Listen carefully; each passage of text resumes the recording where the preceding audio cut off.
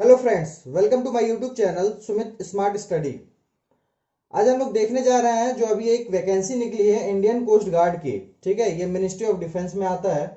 देखिए, जो फॉर्म निकला है ये सिर्फ आप ऑनलाइन भर सकते हैं। वैसे आजकल मैक्सिमम फॉर्म ऑनलाइन ही हो गए हैं। अब ये जो वैकेंसी है इसमें 3 पोस्ट हैं। एक आपका एएस नाविक जनरल ड्यूटी, ठीक है, और नाविक डोमेस्टिक ब्रांच, और तीसरा यांत्रिक है। ठीक है, देखिए ये जो यांत्रिक है इसमें 3 पोस्ट है। 3 पोस्ट का मतलब ये 3 कैटेगरी में डिवाइड है।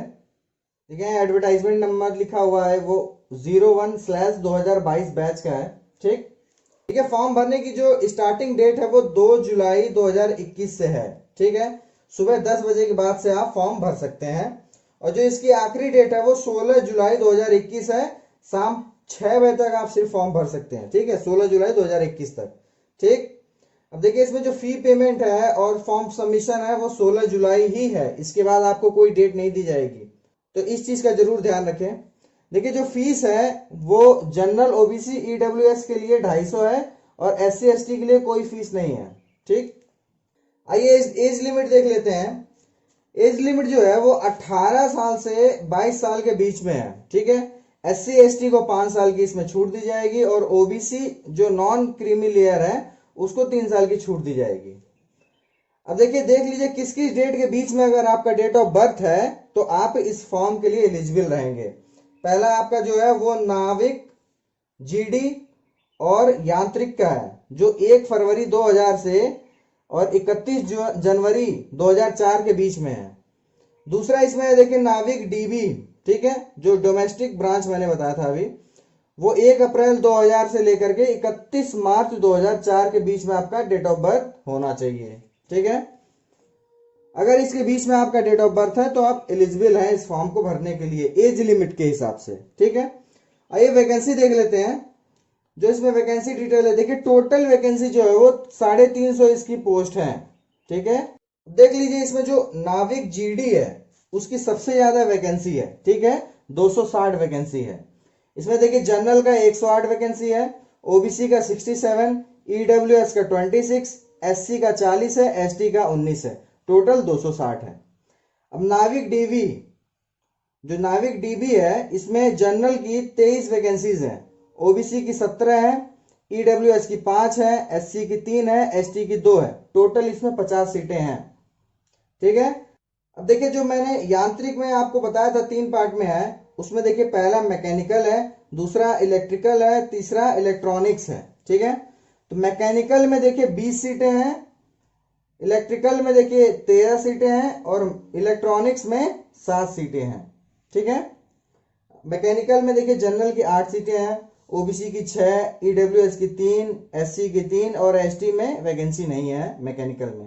अब इलेक्ट्रिकल में देख लीजिए, जनरल में 6 वैकेंसी है, ओबीसी में 4 है, ईडब्ल्यूएस में 2 है, एससी में 1 है और एसटी में 0 है। मतलब ये है यांत्रिक में एसटी में कोई वैकेंसी नहीं है। ठीक है, अब देखिए यांत्रिक इलेक्ट्रॉनिक्स में देख लेते हैं। जनरल में 6 वैकेंसी है, ओबीसी में 0 है, ईडब्ल्यूएस में 0 वैकेंसी है, एससी में 0 है, एसटी में 0 है। टोटल 7 वैकेंसी है। ठीक है, आइए इसमें देख लेते हैं कि इसमें एजुकेशनल क्वालिफिकेशन क्या मांगा है। देखिए जो नाविक जनरल ड्यूटी है उसके लिए 10+2 पास चाहिए आपको मैथ और फिजिक्स में। ठीक है, और देखिए इसमें बोला है recognized by council of boards for school education COBSE के थ्रू ये पास होना चाहिए 10+2। ठीक है, मैक्सिमम होता है। इसमें देखिए सेकंड है आपका नाविक डोमेस्टिक ब्रांच। इसमें देखिए सिर्फ आपको बोला है कि 10th क्लास पास होना चाहिए। ठीक है, इसमें सिर्फ 10th पासिंग मांगा है। तीसरा आपका है यांत्रिक। देखिए यांत्रिक में बोला है 10th के साथ साथ आपके पास डिप्लोमा होना चाहिए। किसमें किसमें? इलेक्ट्रिकल में, मैकेनिकल में, इलेक्ट्रॉनिक्स में या टेलीकम्युनिकेशन में, रेडियो पावर के थ्रू, इंजीनियरिंग ऑफ ड्यूरेशन 3 और 4 year approved by all India council of technical education AICTE के थ्रू ये डिग्री होनी चाहिए। ठीक है, देखिए 10th के साथ या तो आपके पास 3-4 साल का डिप्लोमा होना चाहिए। ठीक है, किसी भी फील्ड में, किसी भी फील्ड का मतलब ये है कि इसमें 3 पोस्टें हैं। ठीक है, यांत्रिक में 3 है, इलेक्ट्रिकल का, मैकेनिकल का, इलेक्ट्रॉनिक्स का। ठीक है, तो आप उसमें अपीयर हो सकते हैं। अब देखिए, या तो इसमें बोला है कि 10+2 आपके पास होना चाहिए, उसके साथ 2 से 3 साल का कोई डिप्लोमा आना चाहिए इस फील्ड में। ठीक है, इस फील्ड का मतलब है इलेक्ट्रिकल, मैकेनिकल, इलेक्ट्रॉनिक्स, टेलीकम्युनिकेशन। ठीक है, तो ये एजुकेशनल क्वालिफिकेशन है। अगर आपके पास ये डिग्री है तो आप इस फॉर्म को भरने के लिए अपीयर हैं। ठीक है, आइए सिलेक्शन प्रोसीजर देख लेते हैं। देखिए, इसमें टोटल जो है 4 स्टेज है इसमें। ठीक है, और देखिए इसमें जो पहला स्टेज है वो आपका रिटन एग्जामिनेशन है। ठीक, जिसमें नो निगेटिव मार्किंग है, कोई निगेटिव मार्किंग नहीं है। ठीक है, अब देखिए फर्स्ट स्टेज में जो रिटन एग्जामिनेशन है वो मैं पोस्ट वाइज बता दे रहा हूं आपको कि कौन कौन से सेक्शन किस पोस्ट में आएंगे। ठीक है, तो देखिए पहला पोस्ट जो है वो नाविक डीबी का है। इसमें जो वो रिटन एग्जामिनेशन, इसमें पहला सेक्शन आएगा। ठीक है, सेक्शन फर्स्ट। मैं चारों सेक्शन के बारे में अभी नीचे बता दे रहा हूं आपको। इसमें देखिए आपको 30 जो नंबर है वो लाने कंपलसरी है, जनरल, ईडब्ल्यूएस और ओबीसी के लिए, और 27 चाहिए एससी एसटी के लिए। ठीक है, टोटल कितना है इसमें, 60 में से चाहिए। ठीक, अब नाविक जीईडी का देख लेते हैं। देखिए इसमें सेक्शन फर्स्ट प्लस सेकेंड, मतलब 2 सेक्शन के एग्जाम होंगे आपके। ठीक है, रिटर्न एग्जामिनेशन जो होगा वो 2 सेक्शन का होगा, पहला और दूसरा। तो देखिए इन दोनों में कितने कितने नंबर चाहिए वो देख लेते हैं। पहले सेक्शन में आपको 30 नंबर चाहिए जो यहाँ ऊपर था, और दूसरे सेक्शन में 20 नंबर चाहिए। ठीक है, ये 20 कितने में से चाहिए, 50 में से चाहिए। देखिए यहाँ नीचे है, मैं आपको अभी बताऊंगा इसके बारे में। ठीक है, तो ये टोटल 60+50 का पेपर है, जिसमें से आपको 30 और 20 चाहिए। ठीक है, ये जो 30 और 20 है ये जनरल, ईडब्ल्यूएस और ओबीसी के लिए है। और देखिए एससी एसटी के लिए इसमें 27+17 चाहिए। पहले में आपको 27 चाहिए, दूसरे में 17 चाहिए, टोटल 44 चाहिए। इसमें भी टोटल 50 चाहिए। ठीक है, और इसमें देख लीजिए पासिंग सेपरेटली लिखा हुआ है, मतलब इनमें अलग अलग पास होना है आपको। ऐसा नहीं है कि टोटल आप 50 ला दिए और एक में सिर्फ 10 है, दूसरे में आपका 40-45 है तो आप पास हो गए, नहीं, ऐसा नहीं है। दोनों में आपको अलग से पास होना पड़ेगा और टोटल 50 के ऊपर होना चाहिए। ठीक है, अब ये देख लीजिए यांत्रिक का, इलेक्ट्रिकल का देख लेते हैं। ठीक है, तीनों का मैंने अलग से लिखा हुआ है। देखिए इलेक्ट्रिकल का पहला और तीसरा, मतलब इलेक्ट्रिकल का जो पेपर होगा उसमें पहला सेक्शन और तीसरे सेक्शन का पेपर होगा। ठीक है, तो देखिए पहले सेक्शन में तो सबका सेम ही है। ठीक है, ऊपर से लेके नीचे तक। पहले सेक्शन में देखिए 30 है प्लस 20, मतलब दूसरे सेक्शन में 20 चाहिए आपको, टोटल 50 आपको चाहिए। ये जनरल, ईडब्ल्यूएस, ओबीसी वालों के लिए, और एससी एसटी वालों के लिए 27+17 चाहिए, टोटल 44। ठीक है, वैसे ही इलेक्ट्रॉनिक्स का देख लीजिए, पहला और चौथा पेपर ये एग्जाम में आएगा। ठीक है, सेम वही प्रोसेस है, 30-20 का 50 और 27-17 का 44। ठीक, मैकेनिकल में देख लीजिए पहला और 5वां सेक्शन। ठीक है, सेम वही प्रोसेस है कट ऑफ का। पहले पेपर में आपको 30 चाहिए, दूसरे में 20 चाहिए, टोटल 50 चाहिए आपको। और एससी एसटी के लिए 27+17 चाहिए, टोटल 44 आपको चाहिए। ठीक है, देखिए पासिंग जो है वो अलग अलग आपको पास होना ही होना है। ठीक है, जो मैंने अभी आपको इससे पहले बता रखा है। अब देखिए इन चारों सेक्शन के बारे में देख लेते हैं। जो पहला सेक्शन है, देखिए पहला सेक्शन सब में है, मतलब ये जितने भी पोस्ट हैं इसके जो एग्जाम होंगे, पहला सेक्शन कंपलसरी है, वो आएगा। ठीक है, तो पहला सेक्शन हम देख लेते हैं। पहला सेक्शन जो है 60 मार्क्स का है और इसमें 60 क्वेश्चन रहेंगे। ये 45 मिनट का पेपर होगा। ठीक, जिसमें मैथ्स आएगा 20 नंबर का, साइंस आएगा आपका 10 नंबर का, इंग्लिश आएगा आपका 15 नंबर का, रीजनिंग आएगा आपका 10 नंबर का, और जीके आपका 5 नंबर का। ठीक है, और देखिए इसका जो लेवल होगा वो 10th क्लास का सिलेबस जो है उस लेवल का ये पेपर रहेगा। आइए सेक्शन सेकंड देख लेते हैं। देखिए सेक्शन सेकंड सिर्फ नाविक जीडी में बोला है।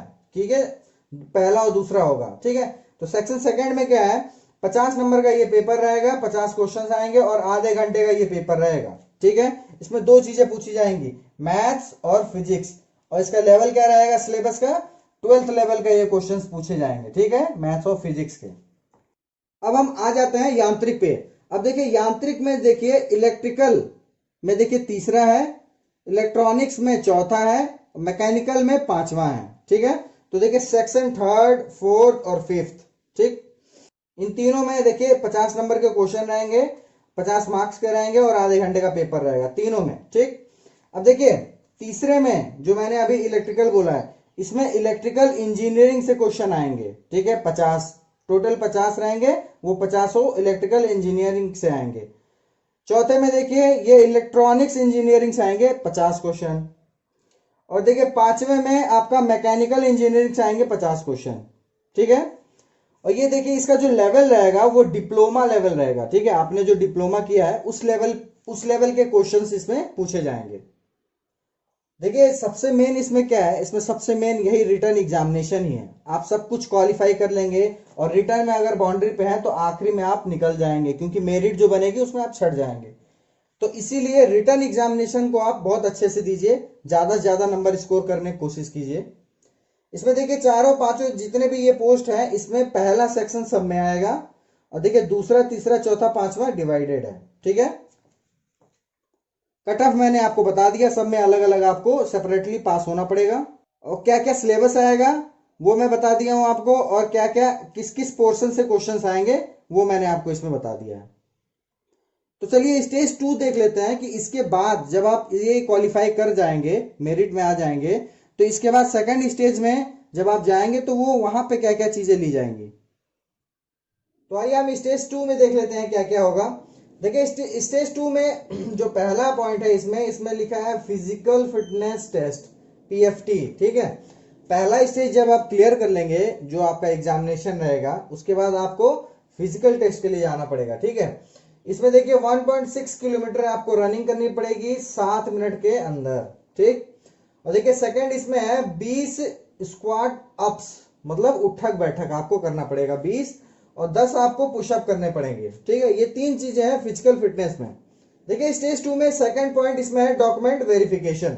इसमें नॉर्मली 10-12 के सर्टिफिकेट्स और डिप्लोमा के जो सर्टिफिकेट है वो देखे जाएंगे, और इसके अलावा छोटी मोटी चीजें और देखी जाएंगी जो आपसे मांगी जाएंगी, ठीक है। देखिए इसमें तीसरा है इनिशियल मेडिकल एग्जामिनेशन। एक मेडिकल एग्जामिनेशन आपका होगा वहां पे। देखिए वो मेन मेडिकल एग्जामिनेशन नहीं होगा, एक नॉर्मली आपका मेडिकल एग्जामिनेशन हो जाएगा, जिससे ये हो जाएगा कि आप अगली जो स्टेज है उसमें आप फिट हैं कि नहीं, ठीक है। तो देखिए इसमें जो अपील करने की टाइमिंग होती है, मान लीजिए अगर आप मेडिकली वहां पे अनफिट बोल दिए जाए, ये 2 चीज होने के बाद ये तीसरी जो चीज होगी, इसमें मान लीजिए आपको कह दिया जाए कि आपका मतलब बहुत ज्यादा आपको कोई इश्यू होगा, तभी आपको इसमें अनफिट किया जाएगा। अगर ऐसा होता है तो देखिए अगर परमानेंटली आपको अनफिट करता है तो 21 दिन के अंदर आप इसमें अपील कर सकते हैं, ठीक है। अगर टेम्पररी अनफिट कर रहा है तो 42 दिन के अंदर आप इसमें अपील कर सकते हैं, ठीक है। देखिए इसमें जो तीसरा स्टेज है ये 1 से 2 दिन का होगा। 1 से 2 दिन का मतलब अगर आप सेकंड स्टेज क्वालिफाई हो जाते हैं, तीसरे स्टेज के लिए आपको बुलाया जाता है, तो 1 से 2 दिन आपको लग सकते हैं। देखिए इसमें सबसे पहले आपका डॉक्यूमेंट वेरिफिकेशन किया जाएगा दोबारा का मतलब ये स्टेज 2 के बाद स्टेज 3, मतलब ये है कि पहले स्टेज के बाद जितनी भी स्टेजेस होंगी उसमें आपके डॉक्यूमेंट वेरिफिकेशन किए जाएंगे, ठीक है। इसमें सेकंड है आपका final medical at INS Chilka, मतलब जो आपका फाइनल मेडिकल होगा वो आपके तीसरे स्टेज पे होगा, ठीक है। और कहां पे होगा, INS चिल्का में होगा आपका फाइनल मेडिकल। अब देखिए इसमें तीसरा पॉइंट है submission of original document, police verification and other associated forms, ठीक है। देखिए इसमें कुछ चीजें आपसे मांगी जाएंगी, ठीक है, जैसे पुलिस वेरिफिकेशन का एक फॉर्म आपको मिलेगा, फिर और भी कई सारे फॉर्म्स है जिस हिसाब से आप उसमें अपीयर होंगे, तो उन फॉर्म्स को आपको फिलअप करके और अपने यहाँ से अटेस्ट करके ले आना पड़ेगा, वो वहां पे सबमिट होगा। और देखिए इसमें जो तीसरे स्टेज का जो आपका एडमिट कार्ड है, ई एडमिट कार्ड, ठीक है, वो सबमिट हो जाएगा वहां पे, ठीक है। देखिए इसमें चौथा और फाइनल स्टेज क्या है, चौथा स्टेज आपका फाइनल मेरिट है, ठीक है। यही फाइनल मेरिट आपको सिलेक्शन दिलाता है, याद रखिएगा। और ये फाइनल मेरिट सोचिए चौथे स्टेज पे अगर आप पहुंच रहे हैं तो यहां पर आकर के आपको पहला स्टेज इंपॉर्टेंट हो जाता है, मतलब ये है कि रिटर्न एग्जामिनेशन यहाँ पे मेन हो जाएगा, फाइनल मेरिट उसी पे बनती है, ये हमेशा याद रखिए। देखिए इसके बाद मेरिट बनने के बाद जो बच्चे शॉर्ट लिस्टेड होंगे उनको ट्रेनिंग के लिए बुलाया जाएगा, कहां पे, INS चिल्का पे, ठीक। चलिए आइए इसमें जो मेडिकल स्टैंडर्ड्स हैं वो देख लेते हैं। इसमें देखिए हाइट बोला है 157 सेंटीमीटर होनी चाहिए आपकी, ठीक। इसमें देखिए बोला है चेस्ट जो है मिनिमम एक्सपेंशन 5 सेंटीमीटर, मतलब कम से कम फुलाव जो है वो 5 सेंटीमीटर होना चाहिए। वेट जो है आपका हाइट के हिसाब से 10% ऊपर नीचे हो सकता है, ठीक है, ज्यादा कम हो सकता है 10% हाइट के हिसाब से, ठीक। हियरिंग जो है आपकी नॉर्मल होनी चाहिए, ठीक है, ये आपका मेडिकल स्टैंडर्ड है। वैसे और भी इसमें बहुत सारी चीजें हैं जो वहां देखी जाती हैं, वो आप इसके जाके उसमें नोटिफिकेशन में देख सकते हैं, मतलब इसका जो मेन पेज है उस वहां पे जाके देख सकते हैं कि मेडिकल स्टैंडर्ड्स वहां और क्या क्या चीजें उसमें देखी जा सकती हैं, उस हिसाब से आप अपना मेडिकल करा सकते हैं। तो ये पूरा आपका सिलेक्शन प्रोसीजर था। आइए जो एग्जामिनेशन के लिए टेंटेटिव डेट्स हैं उसके बारे में देख लेते हैं। देखिए नाविक जीडी का जो पहला स्टेज है वो बोला गया है मिड या एंड में सितंबर में हो सकता है, ठीक है। देखिए तीनों पोस्ट जो है इनका जो पहला स्टेज है वो सितंबर के मिड या एंड में हो सकता है, ठीक है, सितंबर 2021 की बात कर रहा हूं मैं, ठीक है। और इन तीनों का जो सेकंड स्टेज है वो अक्टूबर 2021 में हो सकता है, मिड और एंड में, ठीक है। देखिए जो तीसरा स्टेज है इसमें, तीसरा और चौथा, वो देखिए नाविक जीडी का फरवरी 2022 तक हो सकता है और नाविक डीबी का अप्रैल 2022 तक हो सकता है और यांत्रिक का भी फरवरी 2022 के मिड या एंड तक हो सकता है, ठीक है। ये टेंटेटिव डेट्स हैं, ये डेट्स बदल भी सकती हैं, इसलिए आप रेगुलर विजिट करते रहिएगा इंडियन कोस्ट गार्ड की वेबसाइट पर।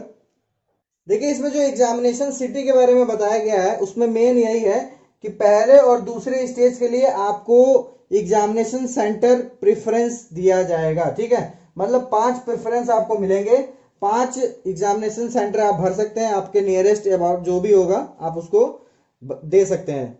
इसके अलावा जो तीसरे चौथे स्टेज के लिए एग्जामिनेशन सेंटर रहेंगे वो इंडियन कोस्ट गार्ड द्वारा दिए जाएंगे, ठीक है, उसमें आप प्रेफरेंस नहीं ले सकते हैं।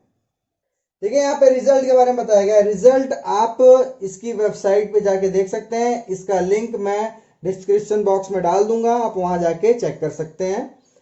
देखिए इसमें लिखा है स्टेज फर्स्ट का जो रिजल्ट है वो एग्जाम होने के पहला स्टेज जो है, पहला स्टेज का जो एग्जाम होगा उसके 30 दिन के अंदर रिजल्ट आ जाएगा, ठीक है। तो इसी हिसाब से आप सेकंड स्टेज की तैयारी कीजिएगा जिसमें रनिंग है। देखिए ट्रेनिंग के बारे में बात कर लेते हैं। जो नाविक जीडी और यांत्रिक है उसकी जो ट्रेनिंग डेट है, मतलब अभी तक जो बताई गई है वो फरवरी 2022 तक है और जो नाविक डीबी है उसकी अप्रैल 2022 तक है, ठीक है। ये भी टेंटेटिव है, ये चीजें चेंज भी हो सकती हैं क्योंकि जब प्रोसेस कंप्लीट नहीं होगा तो ये कहां से ट्रेनिंग करवा देंगे, ठीक है। देखिए अगर आप इस फॉर्म के लिए एलिजिबल हैं तो आप बिल्कुल इस फॉर्म को भरिए, पर एक चीज बोलूंगा कि सिर्फ भरिए मत, उसकी तैयारी भी कीजिए। इसमें देखिए एग्जामिनेशन तो मेन है ही, लेकिन उसके आगे के स्टेप्स के लिए भी आपको तैयारी शुरू से करनी पड़ेगी, जिसमें आप 7 मिनट में जो रनिंग है वो देखने में तो 7 मिनट बहुत ज्यादा है, बहुत बच्चों के लिए आसान रहता है, लेकिन कुछ बच्चे होते हैं जो नई रनिंग शुरू से रहती है उनकी, तो उनको प्रैक्टिस करनी पड़ेगी। अगर आप पहले से प्रैक्टिस करेंगे तभी आप उस समय प्रिपेयर रहेंगे रनिंग के लिए। फॉर्म आ गया है, आप फॉर्म को फिल कर दीजिए और इसके एग्जाम की तैयारी शुरू कर दीजिए। एग्जाम कभी भी हो उससे कोई मतलब मत रखिए, एग्जाम की प्रिपरेशन आप अपने तरीके से चालू रखिए। मेरे चैनल पर आपको मैथ्स, रीजनिंग और जीके के वीडियोस मिल जाएंगे, आप चाहें तो देख सकते हैं प्लेलिस्ट में जाके। और अगर आपको लगता है ऐसा कि और भी कुछ टॉपिक्स पे अलग से वीडियोस आने चाहिए तो आप कमेंट कर सकते हैं, मैं वैसे वीडियोस डाल दूंगा।